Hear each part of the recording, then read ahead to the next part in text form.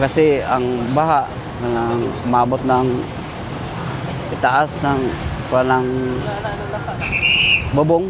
Marami dyan ng tao na lumilikas. Pumunta ng evacuation. Nagtulong kami ng rescue. Dami dyan, mga kanil. Abot tuloy ng mga 400 kang bahay. Kanil was out, mga 200 plus. Yung paglaki ng tubig dito, wala po ako dito. Nandun po ako sa district hospital kasi nagsuka kalibang yung anak ko. Pag uwi namin dito, wala na kaming bahay, wala na kaming tirahan. Lahat ubos, walang gamit. Yung nasalba namin, buhay lang namin yung nasalba. Naligtas namin. Ang kailangan namin ngayon, pagkain, tubig, tambal.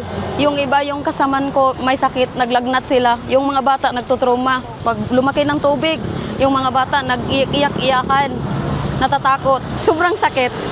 Sakit na sakit. Pero, hindi kami mawala ng pag-asa kay Panginoon. Siguro, aahon po kami. Wala naman, imposible sa itaas.